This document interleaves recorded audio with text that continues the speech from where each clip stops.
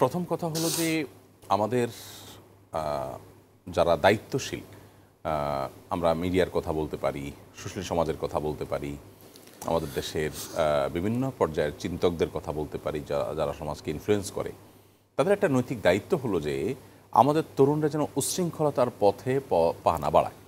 আপনি দেখুন, এখন আমাদের তরুণদের মধ্যে একটা জিনিসের ঘাটতি সবচেয়ে বেশি, সেটা হলো যে শৃঙ্খলা, শান্ত, সভ্য, ভদ্রভাবে তারা তাদের যৌবনকে কাটাবে, তাদের পড়াশোনা ইত্যাদিতে মনোযোগী হবে, তারা প্রোডাক্টিভ কাজে মনোযোগী হবে। এটা না করে যুবকদের মধ্যে একটা বড় অংশ, আমি সবার কথা বলছি, একটা বড় অংশ তারা উচ্ছৃঙ্খলতা, তারা বিপদগামিতা, বিভ্রান্তি, মাদক, সন্ত্রাস, বিভিন্ন ধরনের অন্যায় এবং অনাচারের সাথে তারা জড়িয়ে যাচ্ছে।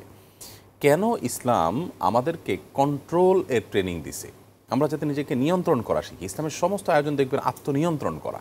কারণ মানুষ যদি নিজেকে নিয়ন্ত্রণ করতে না পারে তাহলে সমাজ অস্থির হবে, তাহলে সমাজে অশান্তি হবে। আজকে যে যুদ্ধ, বিগ্রহ, খুনাখুনি, মানুষ হত্যার মহোৎসব, এগুলো সবগুলো মানুষের অস্থির স্বভাব থেকে। মানুষ যদি শান্ত, ভদ্র মানুষ হয়, মানুষের মতো মানুষ হয়, তাহলে পৃথিবীটা কিন্তু সুন্দর হয়ে যাবে। আমাদের সমাজে তরুণদেরকে উচ্ছৃঙ্খল করবার জন্য যদি আমরা আরও উস্কে দেই নানাবিধ দিবসের নামে, এটার নামে, সেটার নামে, তাহলে সমাজ ভালো কিছু পাবে না। অতএব তরুণদেরকে বিপদগামিতা থেকে বাঁচাবার জন্য আমাদের দায়িত্বশীল আচরণ করা দরকার। আমাদের এই দেশের মাটি, মানুষ, ধর্ম, কোনো কালচারের সাথে যার কোনো ন্যূনতম লেশ নেই। সম্পূর্ণ একটা আপনার সেন্ট ভ্যালেন্টাইন্সের তাকে ঘিরে, সাধু ভ্যালেন্টাইন্সকে ঘিরে একটা দিবস চালু হয়েছে, এবং সেটাও এনসাইক্লোপিডিয়া ব্রিটানিকার তথ্য মতে ব্রিটেনের আপনার গিফট আইটেমের ব্যবসায়ীদের, ফুলের ব্যবসায়ীদের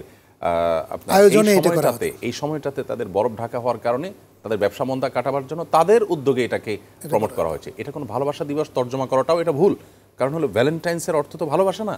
সো এটা একটা প্রতারণা, এটা একটা জেনা দিবস, এটা চরিত্রহীন করবার দিবস, এটা উচ্ছৃঙ্খলতা করবার দিবস। আমরা যদি সমাজকে নিয়ন্ত্রণ করতে চাই তাহলে এগুলোর বিরুদ্ধে আমাদের কাজ করতে হবে।